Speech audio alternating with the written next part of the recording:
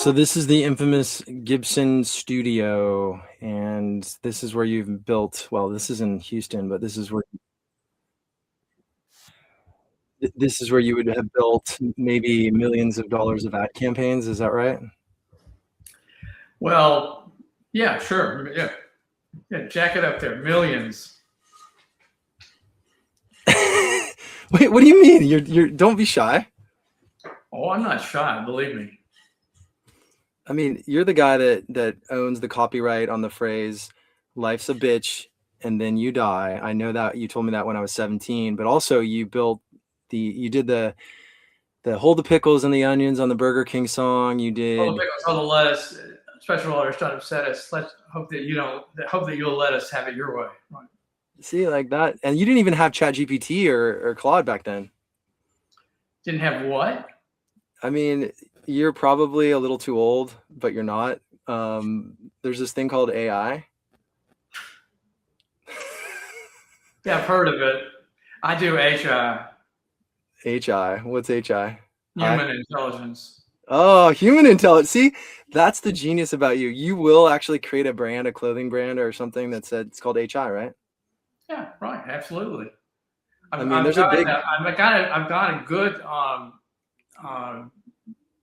clothing brand for you. It's called Inactive Wear, and it's just real loose fitting stuff when you don't want to do anything. You just want to lay around, as opposed to all this active wear stuff.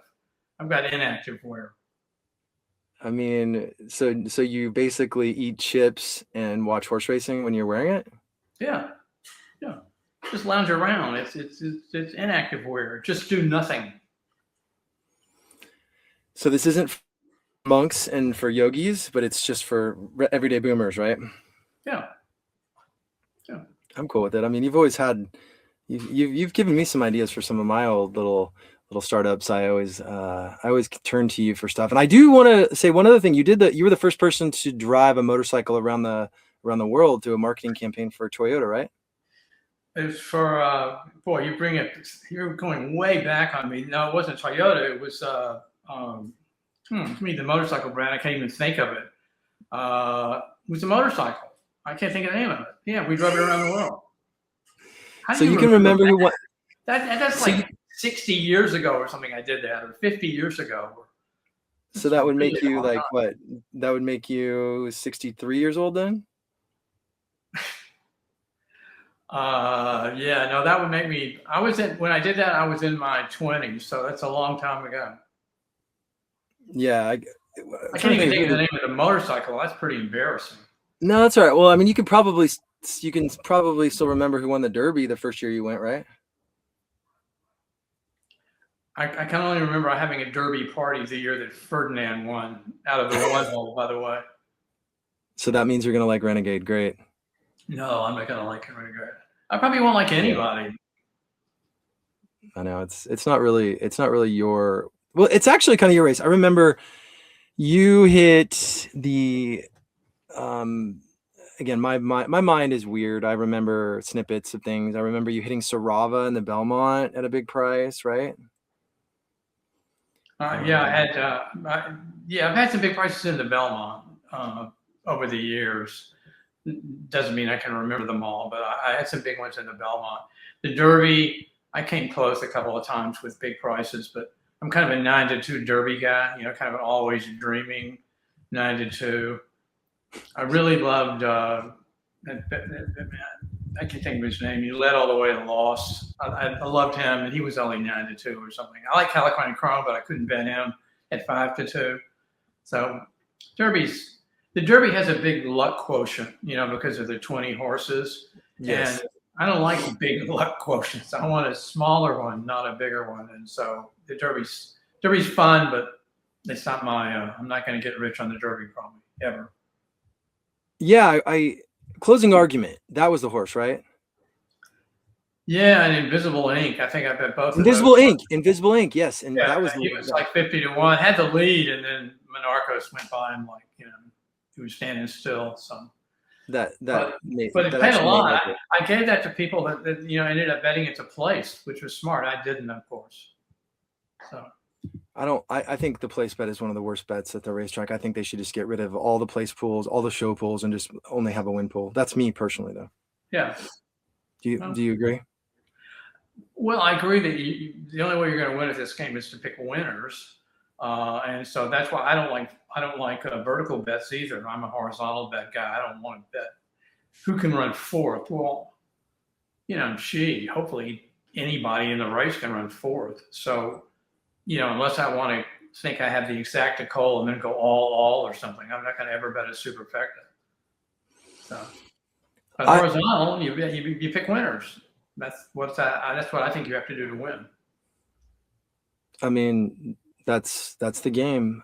I also kind of cringe when I hear you say horizontal, though. I don't really like horizontal bets, given the state of the industry and how many races are so god awful. Do you only bet horizontal bets when you have like a 20-1 horse that you're singling a pick six, or only on big days where there's good competitive fields, or are you still playing like pick sixes and stuff nowadays?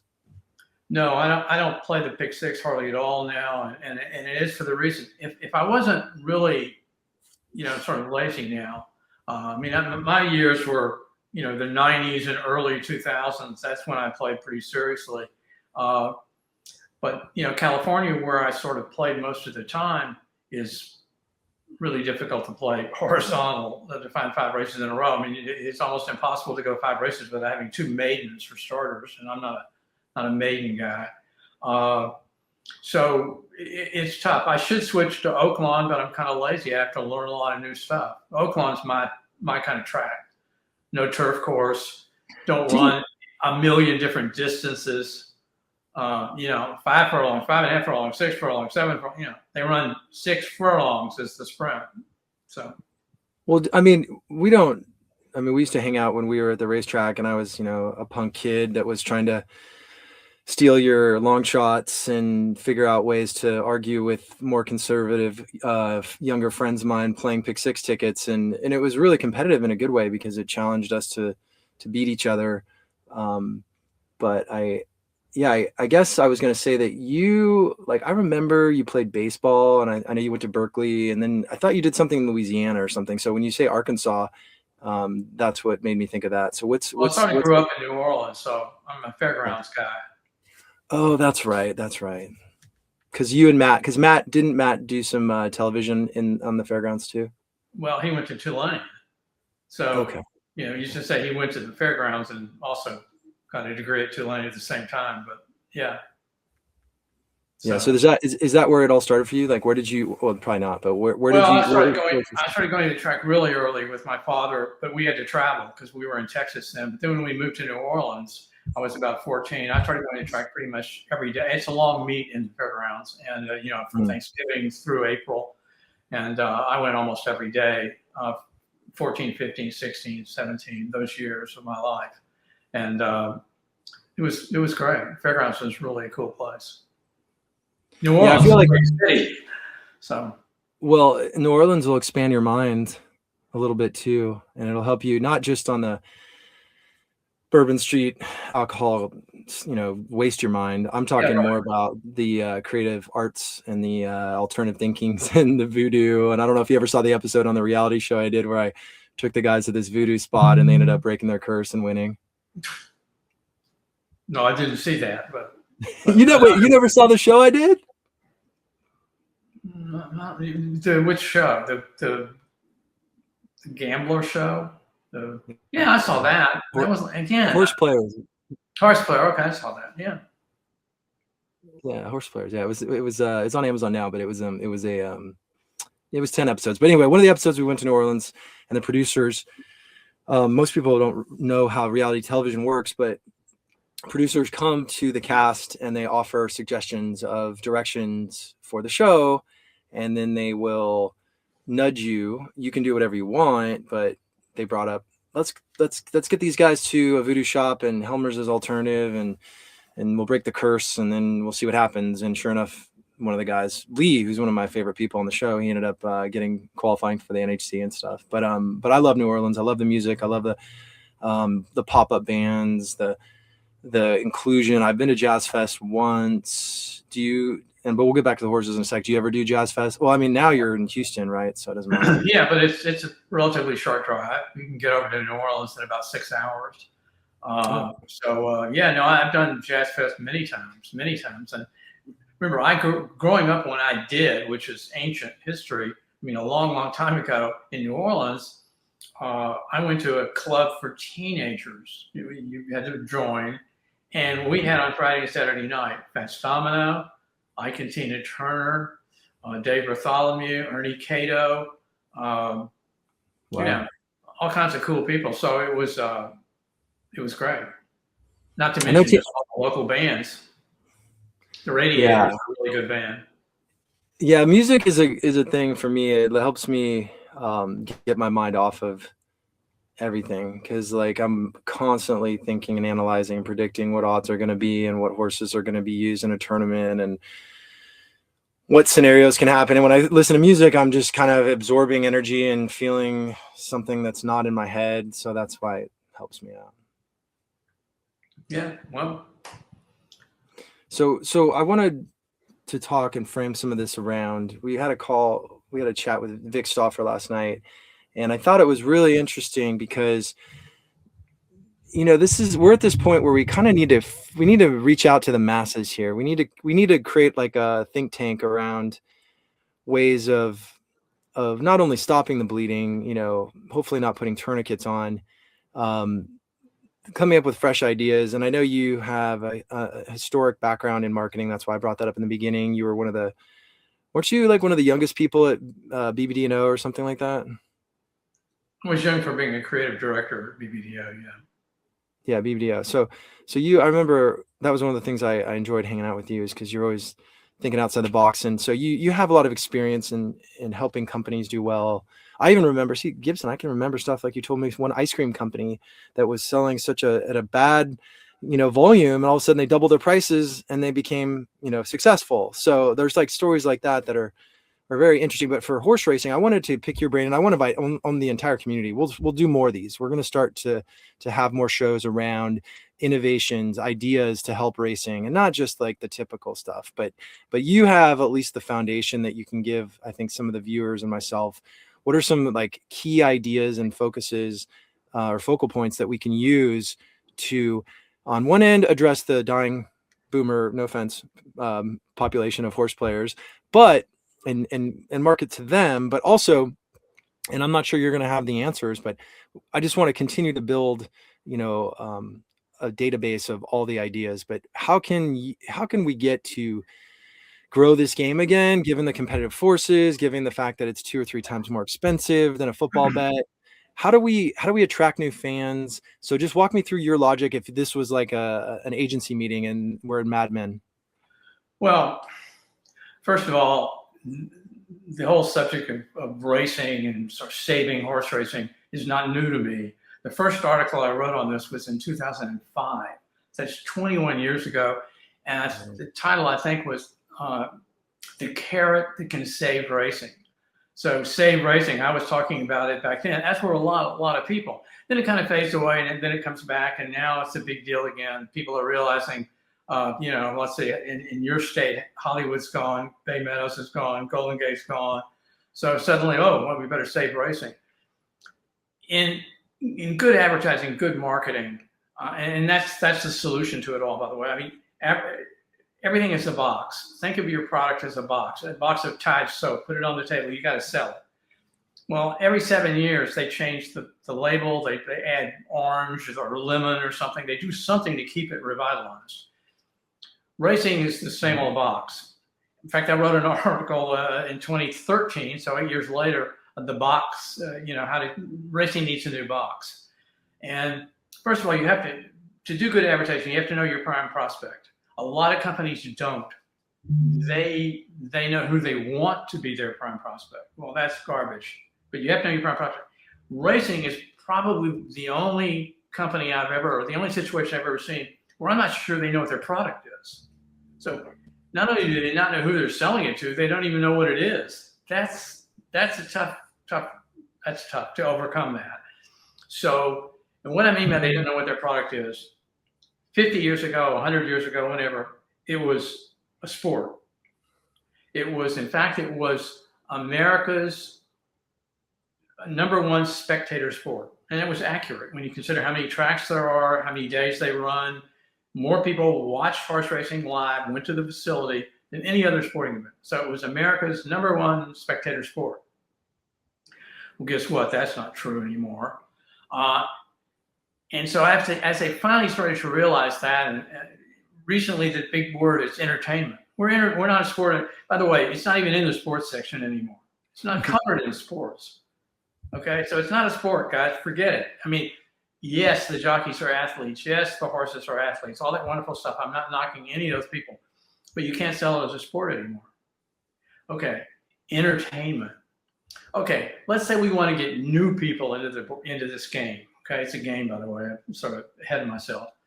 If you want to get new people in, let's bring them out to the track. What are they going to do at the track? This is entertainment now. Well, let's see, should we go to the movies or should we go to the track? Okay, you go to the track, and what do? You stand around. And every 30 minutes, there's a 2-minute race, which usually you can't see. So you have to go and watch a monitor. Okay, that's kind of I'm being harsh, but I'm trying to make the point of, and you can stand in, if there happens to be any people there, which there isn't anymore, but if there are people there, you're standing in line a lot. If you go to on a big day, you stand in line, you can't see the race. It really doesn't work very well as entertainment either. It's a game. It has to be marketed as a game, and the prime prospect are people who like to gamble. And that's a growing, highly competitive group of people. That's a huge market. And racing has an argument that they may be the best bet because you can think about it. I used to call the Pick Six the lottery for thinking people, because it's 6 numbers you have to come up with, but you can think about what those 6 numbers are going to be, as opposed to go, oh, let's see, 7, 12. It's not like that. So that's what racing has to do. They have to know their prime prospect and how to reach that prime prospect, and with the right message and winning money. I mean, the Derby is next week, right? Last year in the Derby, the most important thing about this year's Derby, oh, and by the way, the Derby, the most exciting 2 minutes in sports, okay? Do you know how long NBC is covering it next Saturday? I mean, hours. Just NBC, not FanDuel and Peacock, and just NBC. 5 hours. 5 hours for the most exciting 2 minutes in sports. Well, I don't know who doesn't go to sleep during that. I don't know who watches 5 hours of that. Yeah. But it should probably be an hour, but I think that's unrealistic to ever get them to do that. But maybe 2 hours. Again, it's bad packaging. But it's hard to explain because there's so many things they need to do. Let me give you an example of a prime prospect situation. At BBD&O, we got the Winnebago account. Okay, they make motorhomes. You know motorhomes, right? Well, when we got them, they were advertising in NFL football on Sundays. And the owner of Winnebago, he really likes NFL, and he likes to see his commercials. And people would say afterwards on the golf course to him, "Man, I saw your commercial the other day in the Packer game." And so that's kind of how they did it. Well, when we got the account, we started looking at who's the most likely person to go buy a Winnebago. And what we found out was that it is somebody who already owns a recreational vehicle. They own a camper or a trailer or maybe another motorhome. Well, if you advertise on Sunday afternoon in NFL football, guess where a lot of those people are? They're at the lake. They're hunting. They're fishing. They're out. They're not watching the game, particularly back then when there wasn't Starlink or something for the Winnebago to have. Mm-hmm. So what did we do? We ran the entire campaign Thursday nights, because Thursday night the guy's sitting there watching TV and he's thinking about that, and Winnebago commercial comes on and he's thinking, man, I'd rather be leaving in that tomorrow afternoon than in that thing sitting in my driveway. So we hit the prime prospect with the right message. Racing needs to do more of that. They need to find out who their prime prospect is. Here, Gibson, repeat yourself real quick. There's a little break in the stream there. So say that last 5 seconds again about after on the Thursday night. Well, we ran commercials for Winnebago on Thursday night where the viewer, the prime prospect, is sitting there planning his trip for the next day thinking, boy, I wish I was in one of those Winnebagos instead of that thing in my driveway right now. So we hit the prime prospect at a perfect time, and we really got sales going for Winnebago. Yeah, timing is important. You touched on some things that words are worlds to me in personal and in everything I do, because it's a force that I'm exerting into the world. That's why karma is, to me, real. If you're going to declare something and put that into the field, whether it's you're going to say you like a horse, whether you're going to say you're going to tell someone you're going to pick them up, or you're going to show up at a time, or you're going to deliver on a product, or convert, whatever. That's why the precision is really important right now, because of the delicate nature racing is in, and the words that we use, game versus sport, I think is really important. Because if the goal isn't the goal to get a person to bet $50,000 a year or $100,000 a year, which is roughly 20% of that is the risk. So is that how you would measure success? Is how many new gamblers are coming into the market? How would you measure success? Let me ask you that. Well, I guess you measure success based on the handle that goes up. So that's a combination of people that are currently playing, increasing their bets, and getting new people to play the game, to convince them that if they enjoy gambling, rather than sit there with their phone and try to figure out whether the next guy up's going to hit a home run and what kind of odds they can get on that instant deal, that maybe it's better to look at racing as an option. By the way, knowing your prime prospect, the biggest problem racing has, I think, is that the prime prospect is at home. He's on his sofa. I saw your show yesterday, and the guy said, he went to the track with his dad, and that's an important thing. Well, I went to the track with my dad. Matt went to the track with me, but people don't even leave their house now, so they don't go to the track. The prime prospect is at home. The prime prospect is off track. And the numbers are so outrageously imbalanced that you don't understand why racing doesn't get it. I looked before the show today. I went online and looked at Friday Santa Anita. And I have it written down here. Friday is Santa Anita. Mm-hmm. Of course, I can't find it. About 3,200 people were at the track. They bet $388,000. Off track, intra and interstate, was about $6 million. 95% of the money is bet off track. That's where your prime prospect is. So forget trying to, that's where you got to concentrate. Get them to play on their phone at home, on the sofa, whatever. That's the future. Yeah, so it isn't even the future. It's the present, right? It's been like that the present moment. For quite some time. So Shu's point was, if we lose the introduction to the races, then we're going to miss out on all those breadcrumbs. And I understand why he feels that way, but it really comes back to money. How much does it cost to get somebody to go to the racetrack and then get them there and then go through that whole experience? It's like, if you can do things digitally and put together, there's so many varieties of things, between live streaming, between, the communities that are through YouTube, through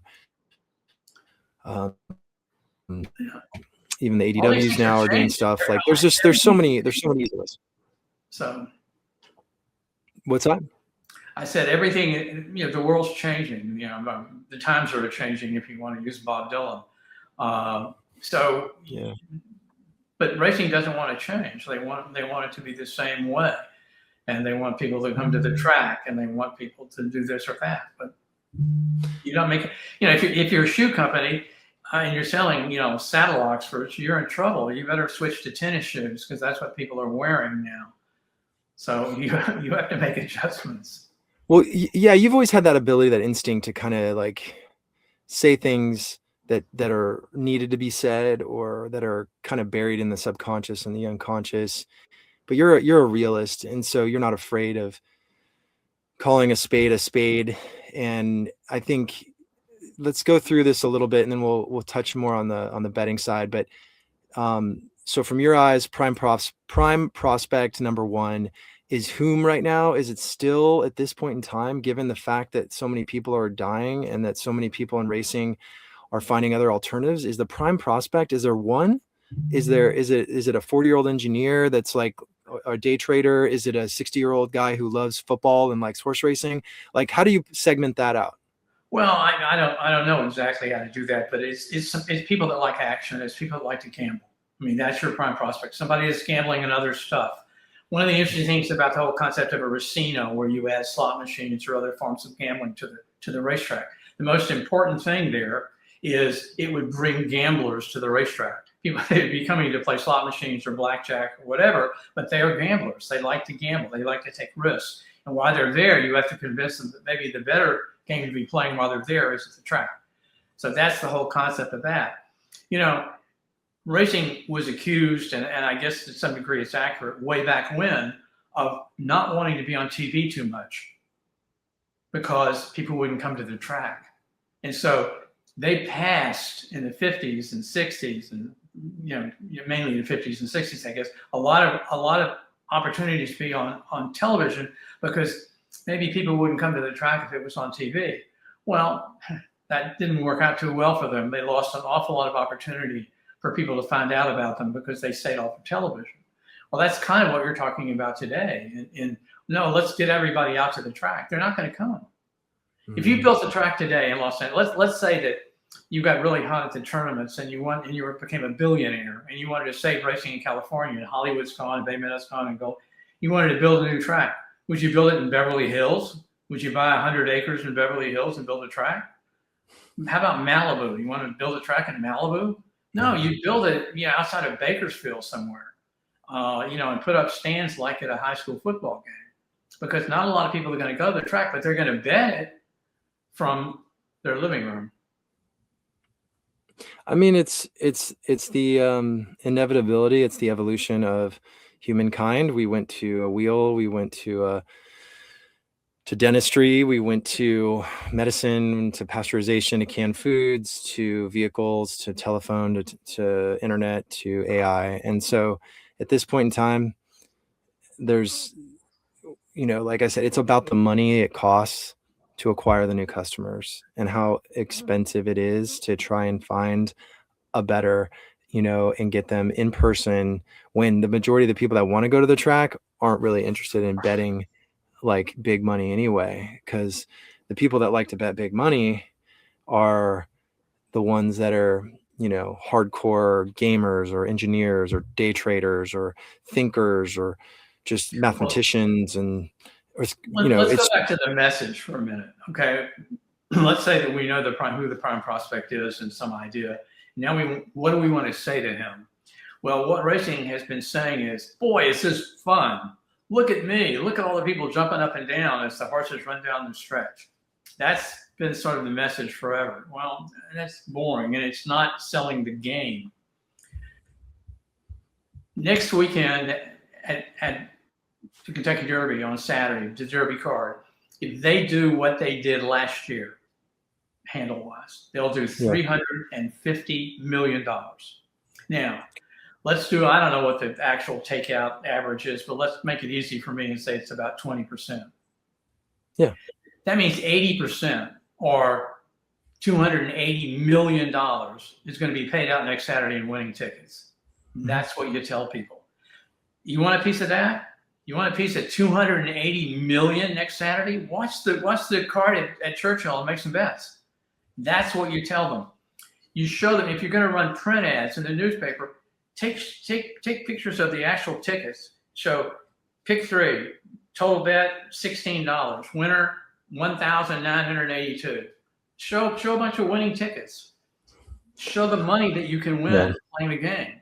That's what they've got to do. Don't show me, the jockey jumping off the horse the photos of the horses coming down the stretch. Show me the money. And Show me the money. show me the money. Right. It's a good line. Somebody ought to use it. You probably wrote it as you drink the Coke. My God, you're still drinking Coke. Yeah, sure. Yeah.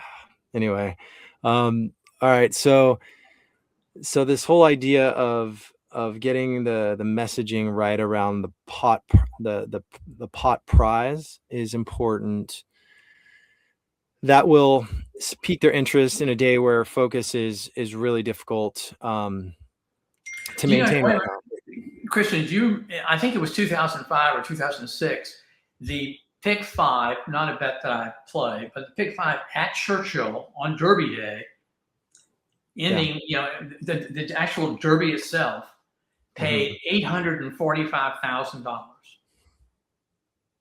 The superfecta on Derby Day. Okay? They never mentioned it. Yeah. On the coverage, they never mentioned it. I mean, it's crazy. I mean, wow, it does. Somebody won almost $1 million at the track at Churchill on Derby Day. That's incredible. Yeah, I mean, there's the thing is everyone is so short-sighted in my eyes. Like everything's about the next broadcast, the next race, getting through it, not building a long, 2 to 5 year business plan or marketing plan, and planting the seeds and using the same communication. Like that's one thing I'm big on the show is when I talk to Shu, and I'll bring him on in a minute. But having a boundary condition, and I know you hated this when I would ask you when I was a kid, what's the probability, whatever, and you would just cringe. But you knew there were horses like, I remember La Jolla Shores, a horse that was like having all these weird things that was going on in its history. And I had all these excuses, and it was at Del Mar, and it was like a turf race, and the horse won at 20-1.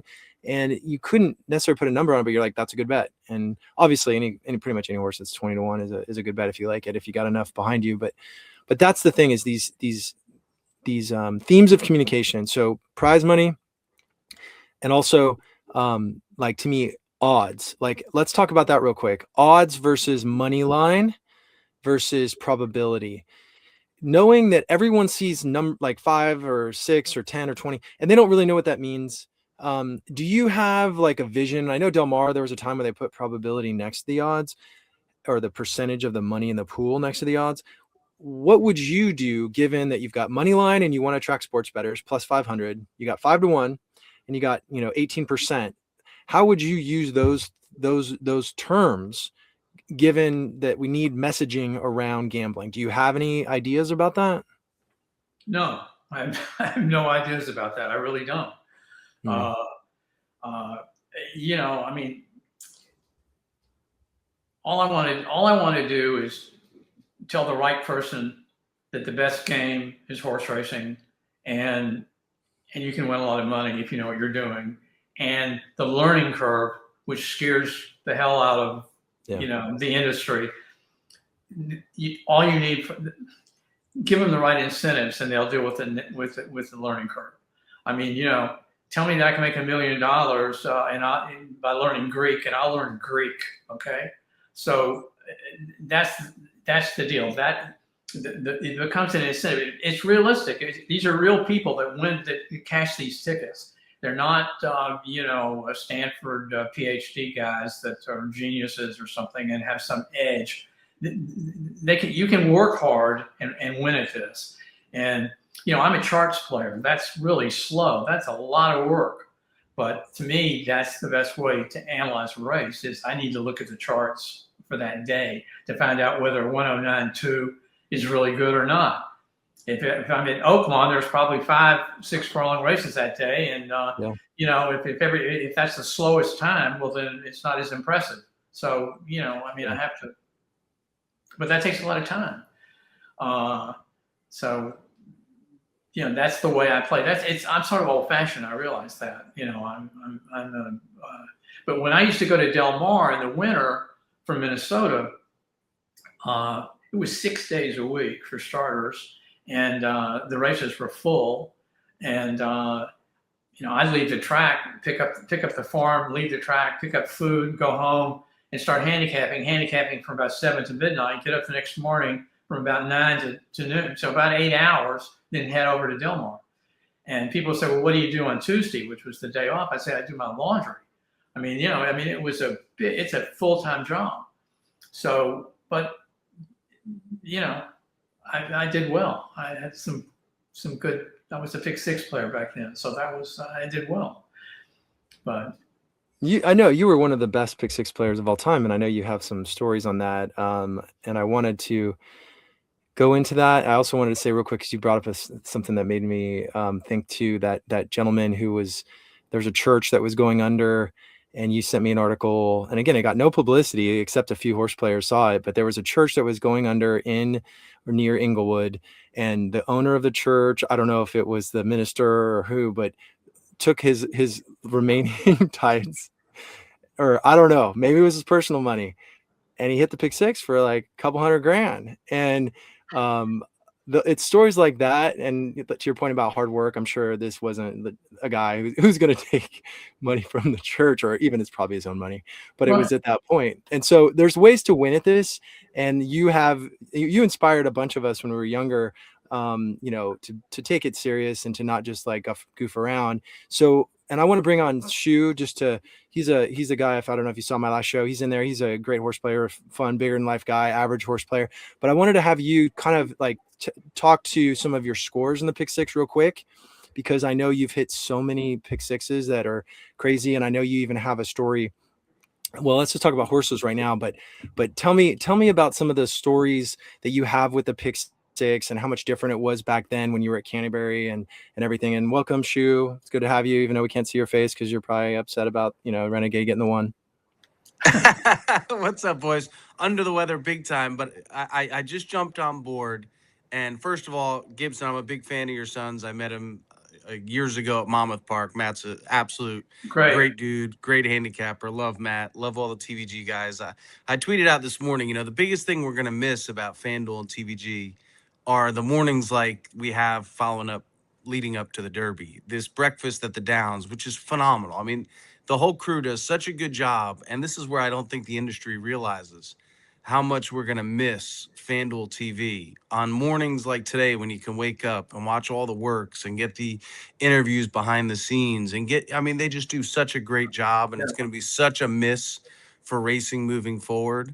But I have to say, Gibson, you said something when I first tuned in, and it's been something I have literally gotten in arguments with racetrack executives. And listen, I'm a marketing guy. I got a marketing degree at the University of Maryland, but this isn't rocket science. These racetracks do such a good job at telling us when there's a carryover, when the turf pick 3 starts, how much a pool is here. Oh, we have mandatory Rainbow 6 at Gulfstream Park Sunday. And you know what they never do is they never tell you who wins and their tickets to prove it. I had a big time horse player at Gulfstream Park when Keeneland had that big pick 5 last year that paid, I think, $400,000. My buddy hit it, and he sent me the ticket, and I said, am I allowed to post it? He goes, sure.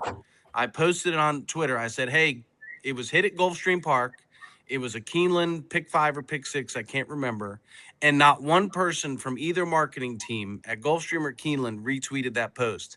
And I reamed them both out. And I said, what do you guys do? This is like if you played the lottery every day and they never told you who won the lottery. Would you have trust in the system? Would you want to play it? No. You want to see that some, wife in Oklahoma with 5 kids just hit the lottery for $600 million. You want to give yourself that hope that I can do it. You also, as a gambler, want to see how they did it. Oh, they singled here. Okay. Oh, they took a shot there. They went all in that race where I had an opinion and they caught a 30-1 shot. And racetracks don't do it. It's absurd to me. FanDuel, DraftKings, all the sports apps, every same game parlay that's bet on a football game, you see it on Twitter, win or lose. Every bet Dave Portnoy makes on a football game, they post it on Twitter. Horse racing does such a bad job of marketing this. And when we talked to Vic Stauffer and Christian, right, yesterday we had the talk with Vic, and I was trying to make the argument that as racetracks close, it's going to be a really bad thing, because a lot of people that were born into racing or went with their fathers or grandfathers or uncles to the racetrack, they fell in love with the sport and they said, all right, I'm going to gamble.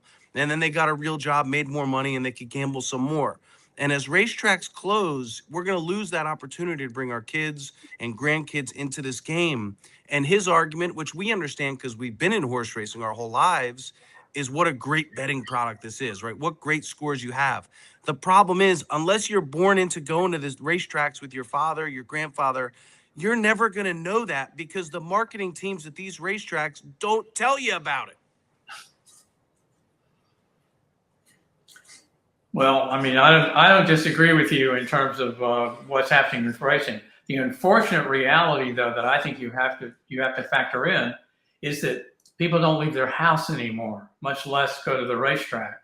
So somehow we have to take the racetrack to the people.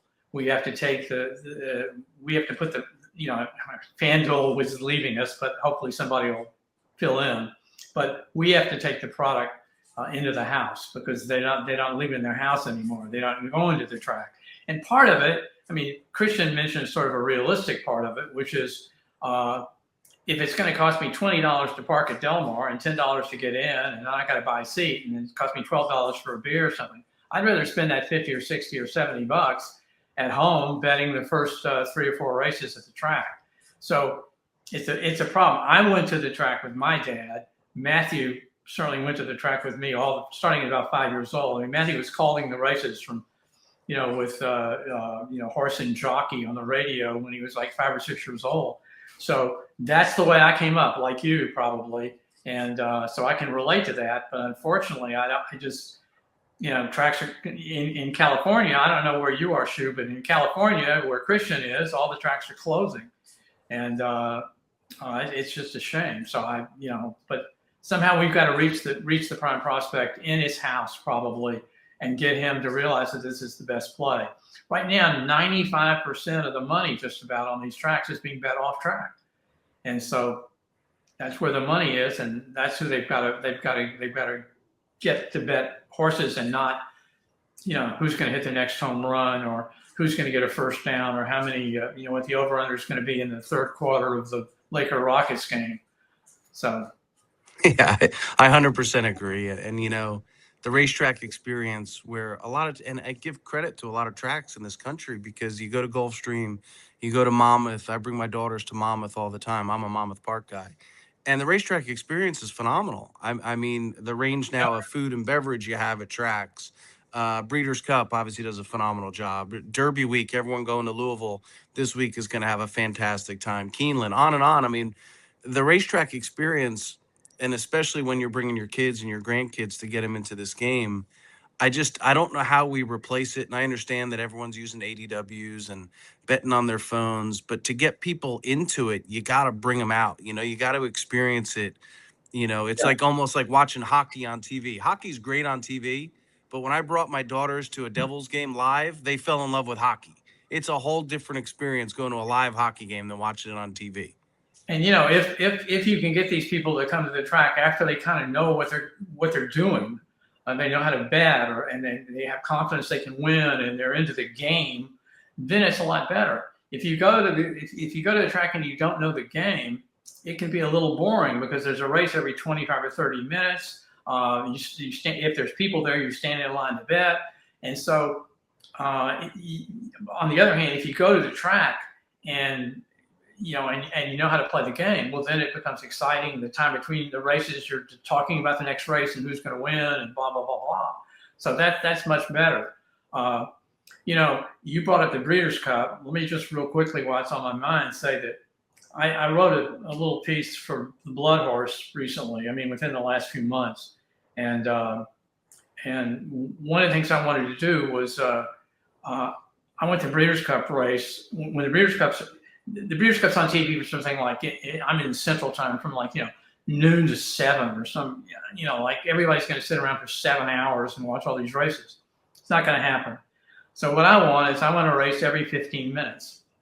At home, people are betting at home.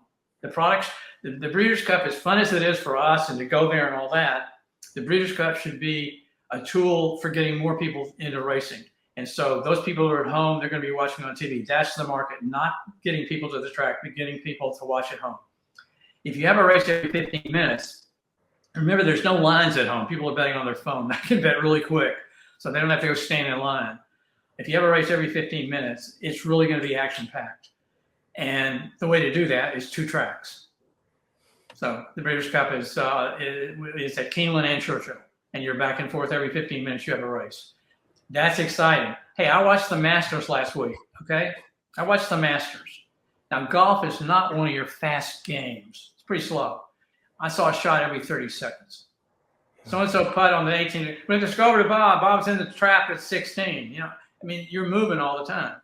And so, we were talking earlier with Christian about the Derby. The Derby is, quote, the most exciting 2 minutes in sports. NBC is covering it for 5 hours. Well, I don't know who's going to sit on the sofa for 5 hours and watch that. So I hope that people can watch the best parts. They probably won't cover the tournament. By the way, again, sorry I'm going all crazy here, but tournaments, people like to watch poker. They found that out, obviously.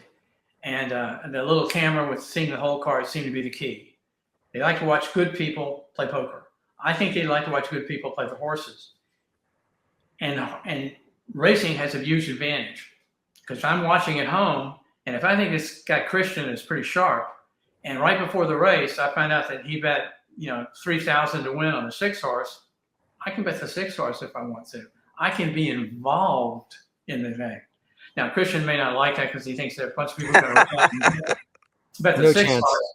No chance. But yeah, see, Christian's selfish here. He's not selling the sport. Gibson. Tell him, Gibson. Tell him, Hold Gibson. on. Give it to him. Hold on. Gibson, okay, on Breeders' Cup Day, it's a little different. You realize on an average day at the racetrack, if you put $7,000 down on a horse at 12 to 1, he's going off at 6 or 7 to 1. So there's no point in betting the horse.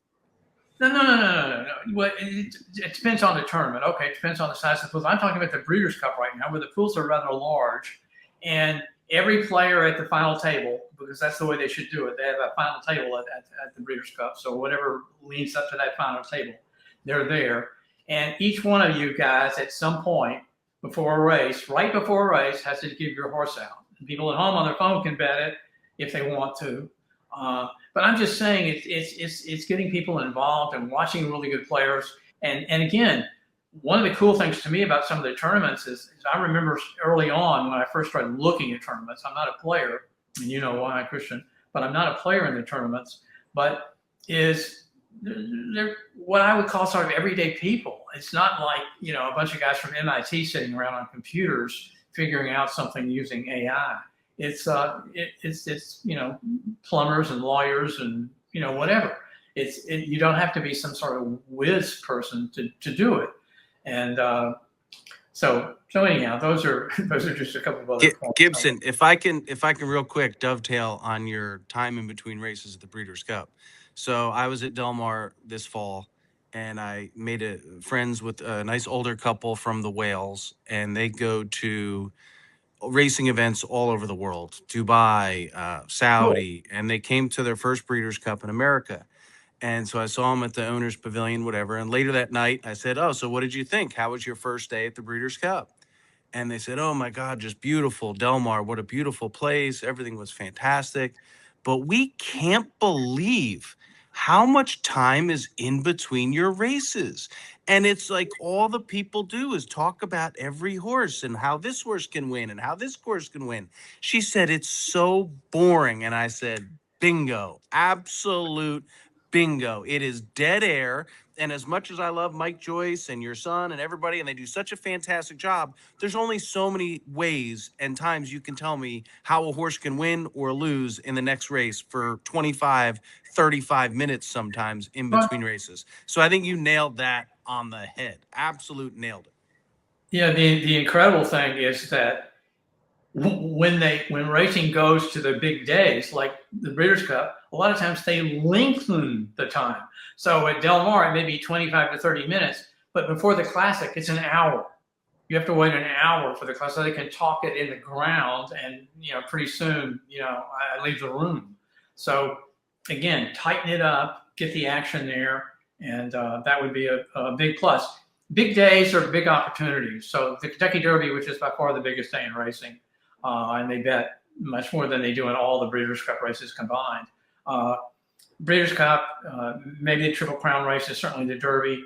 Build those things up, get people involved, show winners afterwards, show smart people winning. That'll help. It makes a lot of sense. Boys, Christian, before you talk, I'm going to jump. I got to go to the pharmacy and pick up my scripts because I'm under the weather. Gibson, it was a pleasure to meet you. Like I said, big fan of your son. Heard a lot about your pick six stories, but I'm going to watch this afterwards and hear more about it. Christian, thanks as usual. And have a good day, boys. All right. Cool. Go Renegade. Thanks. So, he was good. I like that. Yeah, he's a colorful guy. I wanted to touch on the things that you said there, because one of them, the first thing was kind of brilliant, but the revenue models that the Breeders' Cup makes off of Breeders' Cup is usually hinged to one track, but you just shattered my reality, and I think a lot of realities for others. Imagine a Del Mar versus Keeneland Breeders' Cup where you have two tracks involved, right? Great product. Everyone would go on both sides. You don't have to go across the country, this and that, unless your horse is there. But you could have maybe all the grass races at one track, or all the 2-year-old races at one track. I don't know. You figure out the splits, right? Based on maybe where the horses are doing or how they're doing. I don't even know how that would work. But imagine that. Like the first take is, oh my God, that's just too much money and this and that. But if you think about it, the Breeders' Cups, like at Del Mar, they're capped at like what, 30 or 40,000, I think, too. So they can only make so much money. And I think Keeneland is the same, even though they've done some more construction. So if you had Keeneland versus Del Mar, every 10 minutes there's a race and you get through it in 2.5 hours. That's sexy. Gibson. Yeah. Respect. No, that's the way to do it. Zip it up, make it work, make it exciting, make it play to your prime prospect today. They don't want to sit around for 40 minutes between races. And the reason they do that is because the tracks are trying to get everybody to bet as much money. So I don't think it's a broadcast decision. I'm sure there's a piece of it, but realistically, now that NBC is owning racing, right, and they're going to probably, with this whole Preakness thing that Churchill got the IP for, there's a lot more that could come. But I like this idea of thinking about, if so, on one end, what's the way to prove it? That's going to be a risk. I don't know what the pilot is, but maybe you do it not on a Breeders' Cup day first, but maybe you do it on a like a pre-Breeders' Cup. I don't know. There's got to be some thoughts, some people, but I think this is one of the purposes of the show, is to get some juices flowing and think about the number one problem, which everyone agrees: too much time between races. There's only so much we can do because the jockeys have to get off the horses and they have to warm up, and there's a lot of logistics. So you might be able to shave off 5 or 6 or 7 minutes possibly, and that would be rushing. So that's an alternative that's worth exploring. So we should think about that. And anything else you want to add to that before I move on to something else? Yeah, the people that are going to complain about that idea, the 2 tracks, every 15 minutes a race, my basic response to them is I don't care. But their problem is, well, Ortiz is not going to be able to ride every race. He's going to have to choose what track he's at. So some of the jockeys, but on the other hand, more jockeys will be involved in pick 6 races. We'll have more opportunities. Trainers may have to watch one of their horses on TV. I'm sorry, because they're at Del Mar and they got a horse running at Del Mar, but they've also got one at Keeneland. So there's some of that, and those people are sometimes in powerful positions to complain. So you have to get through that aspect of it. But I think it would really make for an exciting racing day. Can you imagine going to a football game? You go to a football game, and now they have all these other sports, by the way, are adding clocks. Baseball has a clock on the pitcher now. He only has so many seconds before he has to throw the ball. Can you imagine going to a football game and having the team go into a huddle on offense, be in the huddle for maybe 5 or 10 minutes, and then come out? And you're sitting around going, it would be crazy. Well, racing is pretty slow, and if you're a good handicapper, let's be honest here, if you're a good handicapper, you've played it, and you've already you got your pick probably. Board may change you a little bit, and you may learn some stuff, but there's not a lot to do for 30 or 40 minutes. So anyhow, enough said on that idea, but it's a good one, I think.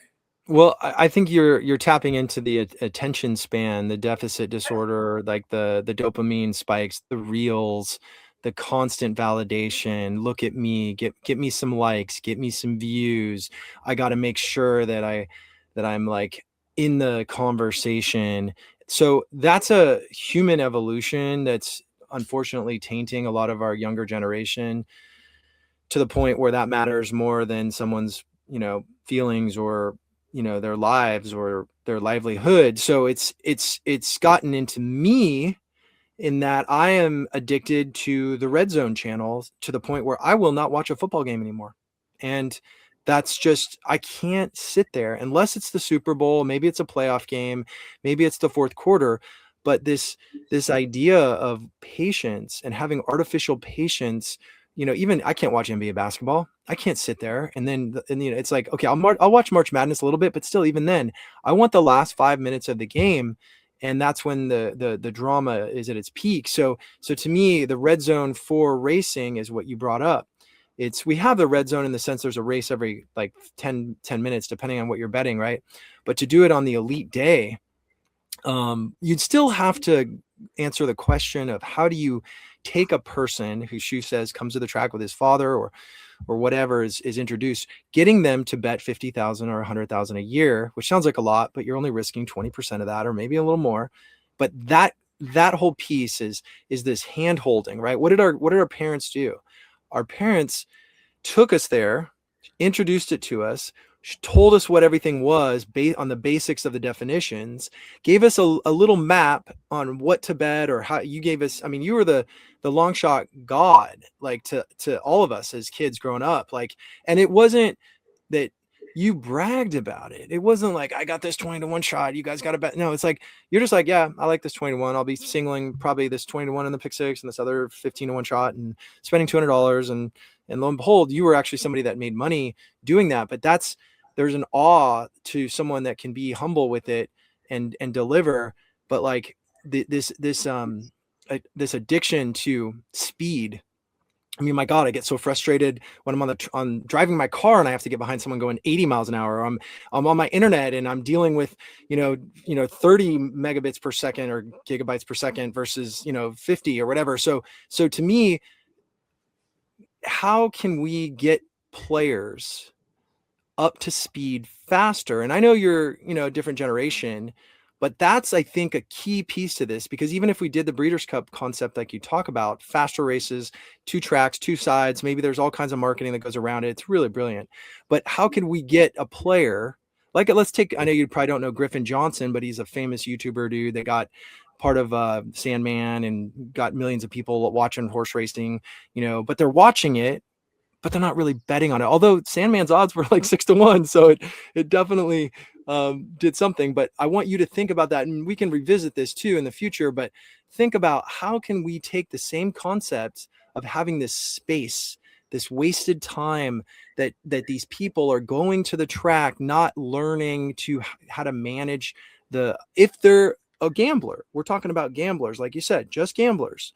How can we get the poker player, the sports bettor, the fantasy players to actually read a racing form, or what can we present in the racing form to get them to maybe, take it more serious? Yeah. I'll think about it.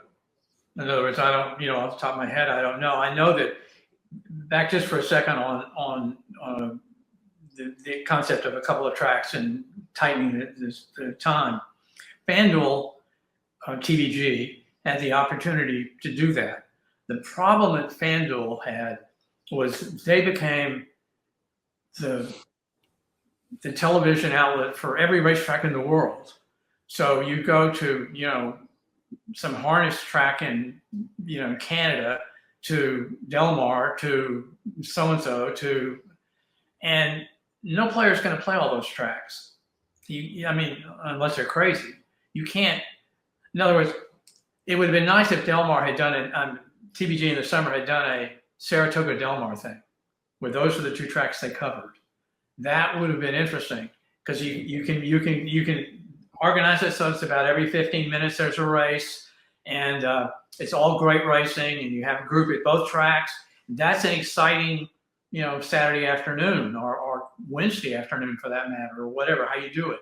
That would make a lot of sense, as opposed to saying, oh, by the way, we got to go to Yonkers, we've got to go to Monmouth, we've got to go down to Sam Houston. I can't play all those tracks. No one does. So, but I can play Saratoga and Del Mar, or I can play Keeneland and so. I can play, Gulfstream. I can do that. And but they felt like they had an obligation or whatever to cover all of racing. They were sort of the reason that happens is because they make more money per user on smaller tracks because they get better deals. And so they don't make the majority of their money betting, allowing customers to play the big tracks because the powers that be charge a premium price for their products. And so they steer people that way. And I think it's very probable that one of the reasons that there's going to be less coverage of racing on FanDuel is because they might have inside knowledge, or it's probably pretty straightforward that the customer is probably at least 20, 30, 50, 100% more valuable to them if they're betting on the prop home run bets versus the tracks where they have to give away 60, 70% of their revenue to those parties, which makes sense. You got to pay the sport, you got to pay the show. But I mean, it's just, I think with the New York stuff, and they have their own channel, and the TVG and FanDuel stuff, like there's kind of two, like you said this before, like there shouldn't be multiple, networks. I mean, there was an ESPN, there was an ESPN2, but that's because it's a little different. It's not just racing. So I'm not really, I don't see like a rosy outcome for racing on television regardless, because of the fact that it might make us happy. I might enjoy better content, or holding people accountable for what they say, like, and actually, trying to prove that they're really like accountable to the results of a situation and not just throwing horses around, and literally teaching someone, like, I don't understand why people don't talk about win betting. Why isn't every single discussion for at least half the shows for every race focused on just win? Just get players to understand how to win a horse race, and understand that out of all the possibilities of prediction is the easiest. Like, there's the least amount of chaos and variance, right? Yeah, I'll take it a step further, and I don't think you'll agree with this, but people like to talk to me sometimes about what's known as money management, and they're really good, but they're not betting smartly, and so they didn't make money because of the blah blah blah. And I say, I don't buy that. Pick winners, and money management will take care of itself. And so I'm all for picking winners and the win bet. And but yeah, no, a lot of people that lose think it's because of their money management, and I understand to some degree that it can be, but I'm just saying, I always get back to the when you say pick winners and money management will take care of itself. No, can you, and I'm going to be more technical. Can you derive the chances of a horse to win a race? Can you get it, whether it's a 30% chance, 2-1? Can you say 2-1 is the horse's chances, or 30%, however your brain works, plus 200? If you cannot predict things in terms of some rough quantifiable measurement, you're never going to be able to track yourself or understand in the long run what you're doing. And I know you're more of a creative. You're a total right brain guy, and you hate math. I know that. I've asked you about this for decades. But like, when it comes to like getting someone to get the money management to take care of itself, if you only bet to win, and literally 90%, Yeah, right? If you bet 90% of your money to win, no place, you gotta be a little more aggressive and understand that that's a bad bet. I think the place in the show should be only in the win. I think the place in show should go away. But if you put the emphasis on the win bet, it's so much easier to look at your results and go back and say, okay, I hit a couple 3-to-1s. My God, I'm awful at even money shots. I can't believe how bad I am. And they're losing by noses, but they're losing. So I think the money management thing starts with simplicity, and Occam's razor, just use the most basic version of decision making to assign a tool to track yourself. So I love that.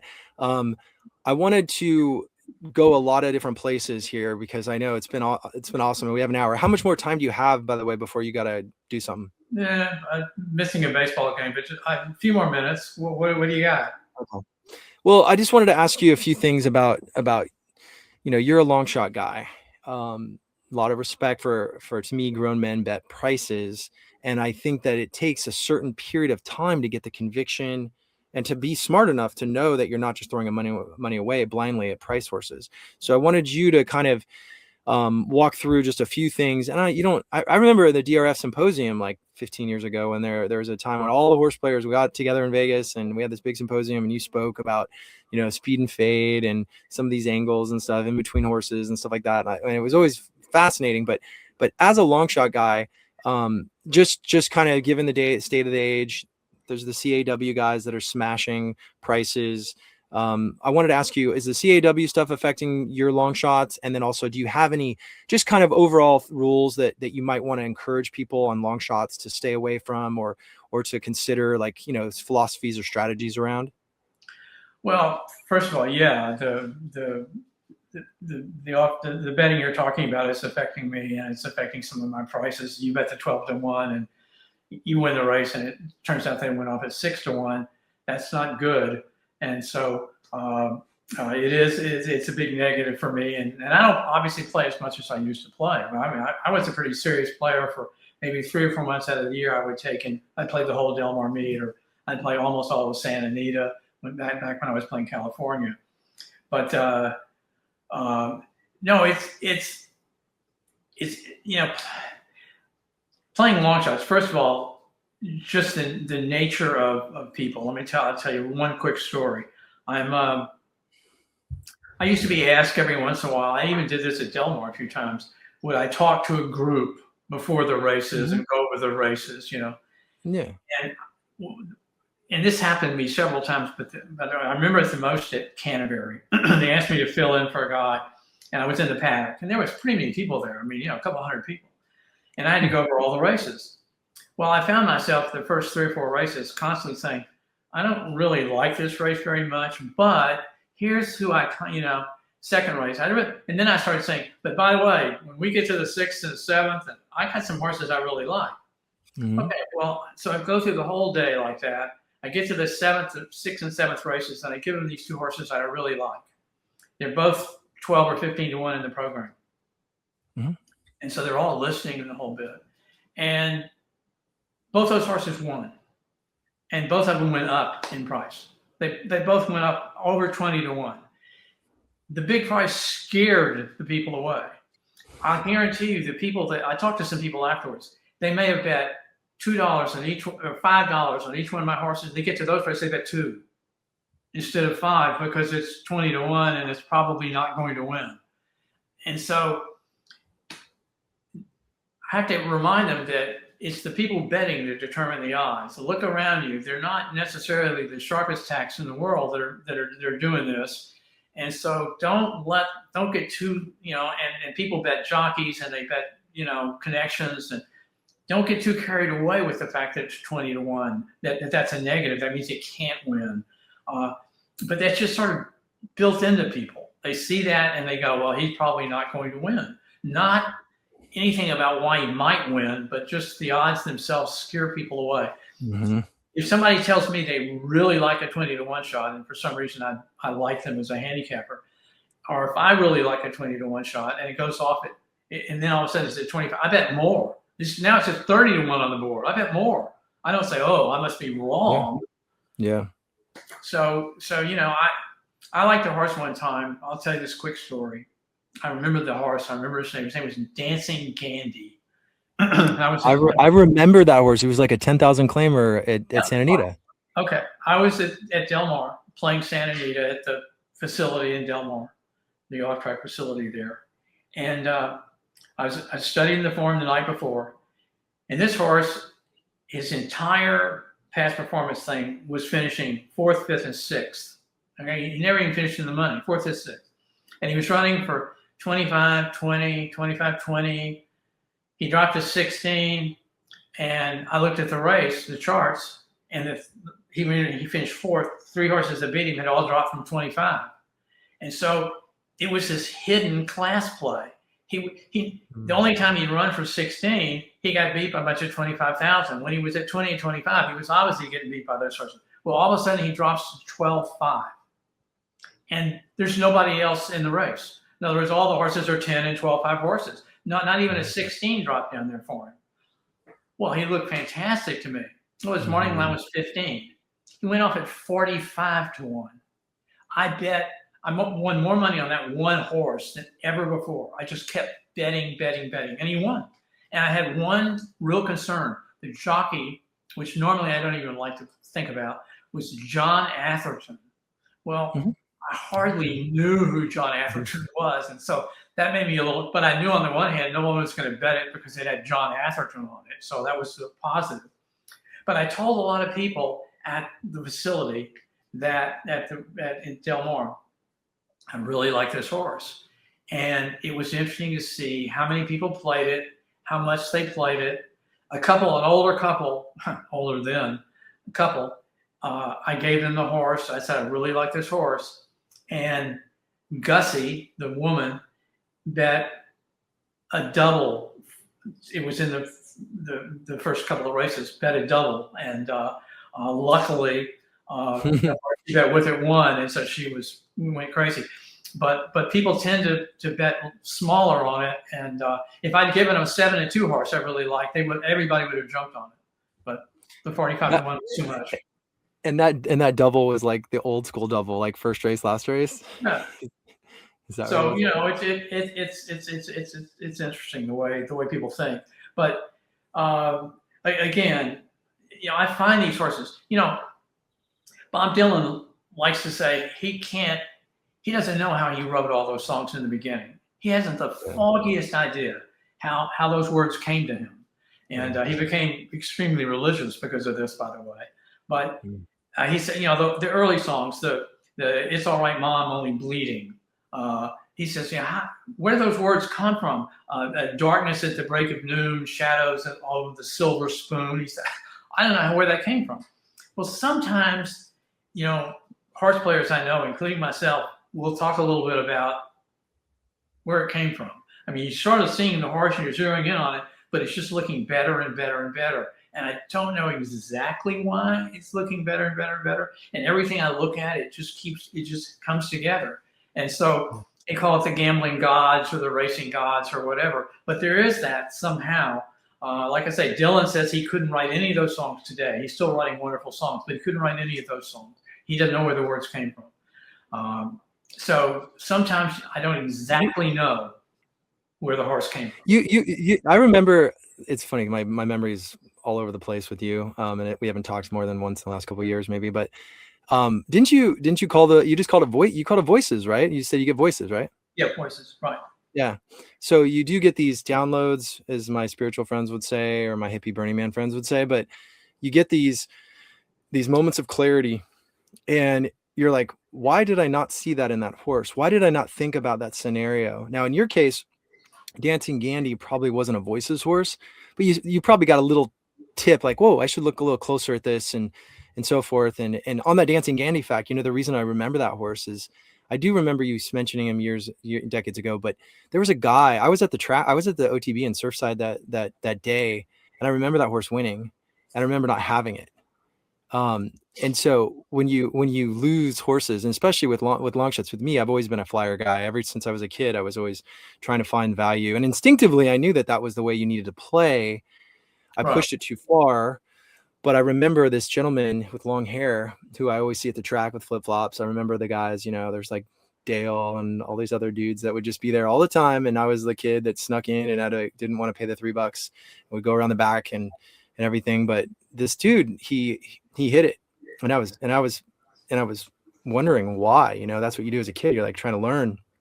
And and he mentioned something like you said, that the horse was just completely overmatched in his previous races and stuff like that. And it's very rare. Like I've probably hit, less than a dozen horses above 50-1, but you remember every single one of those horses and you remember why. And that's that special charm and je ne sais pas about a long shot, because when you have it, to me, style matters in betting too, and not to try to get into the ego, but if you're going to win a playoff game on a Hail Mary, it's a heck of a lot different than, making precision throws or finding ways like Brady did with Tampa Bay to throw that touchdown at the end of the first half. Against, I think it was KC, right? So it's like there's the style, but I think you've talked about, number one, being different, how important it is to go against the grain. Don't let the odds, if the horse goes from 20 to 40, sway you, right? So that's important, because for every horse that you like at 20 that goes off at 40, I mean, you're probably going to break even, I would imagine, even if you did make that bet. Whether you're going to bet more, it's up to you. But I definitely relate to that. And I think that the devil in the details is something you're talking to as well, is looking at the charts and the amount of work that you went through and that you taught a lot of us. Like, it was just invaluable. And, tracing and understanding variance and subjectivity. We talked about figures on a show or so ago, yesterday, even a little bit. And it's like, everyone's got a figure. Everyone wants to put a number on a race, but great. What does that do? It's just telling you what the horse ran. It's not telling you what it's going to do next. You still have to look at that, compare it to everything else, compare it to every horse, compare it against the conditions, and put a number on it, or a boundary odds line.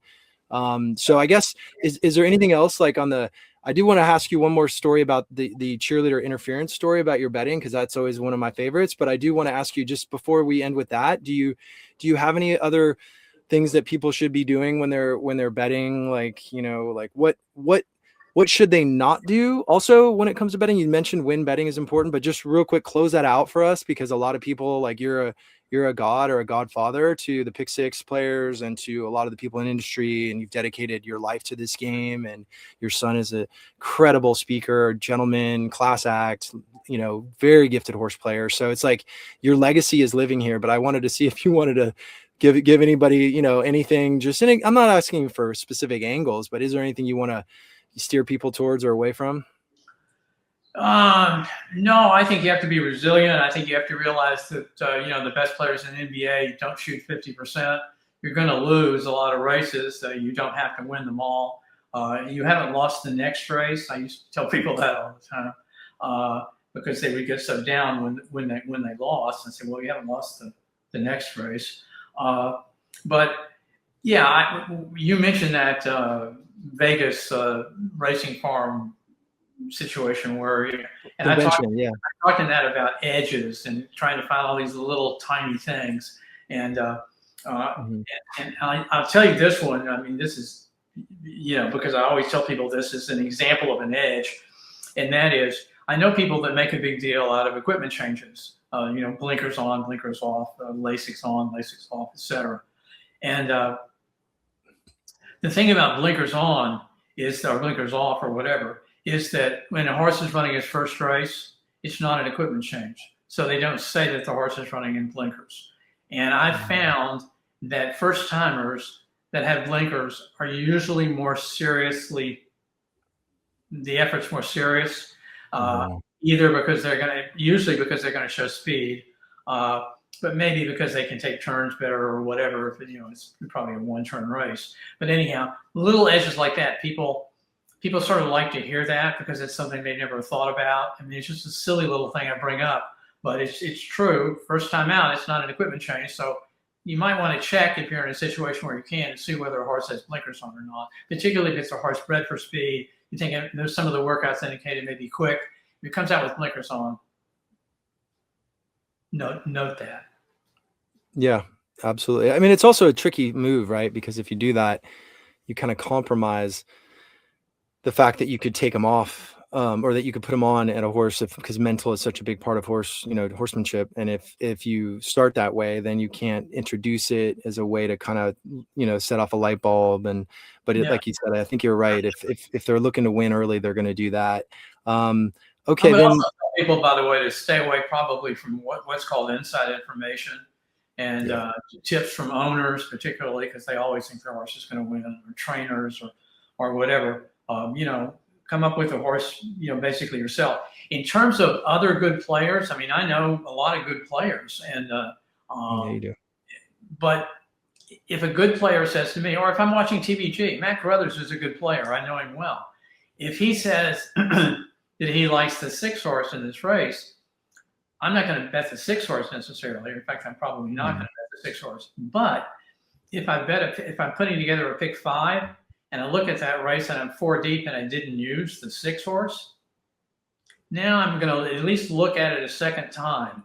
And so that's, to me, the way you do it. You kind of use these people to make you take a second look, particularly on I know you don't like these plays on a horizontal play. If I'm going to go deep in a race, it's like the pick 6. You have to have singles, which I call separators or standouts, and you have to have covers where I cover the race. If a horse wins that race and if it's a 9-horse race and I go 4 deep or 5 deep and I didn't have the winner, it's not going to bother me. I couldn't have it. I didn't think he could win. It doesn't bother me. So, it's the same thing there. So, if somebody you respect likes a horse, give it a second look and maybe use it in a race if Matthew likes the 6 horse and I look at that race and I singled it, screw Matthew. I'm not going with it. I'm going with my horse. He's not going to change me. And I'm not going to go too deep. I never go too deep, by the way. Yeah, I don't have too many hard rules with this stuff. I just, I value logic and discipline. And if, like, even with La Jolla Shores, that horse, I remember you probably don't remember, but it was a turf race, and I think it was a Hoffman's horse, and the horse had just had so many weird races that were,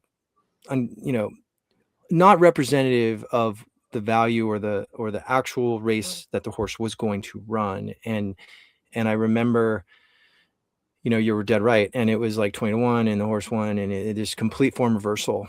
And I liked the way you articulated that. So to me, another piece of the communication of the game is you got to be able to go against the grain. You got to bet to win. You got to be not listening to inside information, not listening to trainers and owners and jockeys and all that. But you got to understand the reasons why somebody like that. Like when I talk to somebody about a horse, I don't really do this. I'm very independent, kind of lonely in a lot of ways, because that's what the life of a horse player is you gotta be on your own. You got to figure out your own stuff.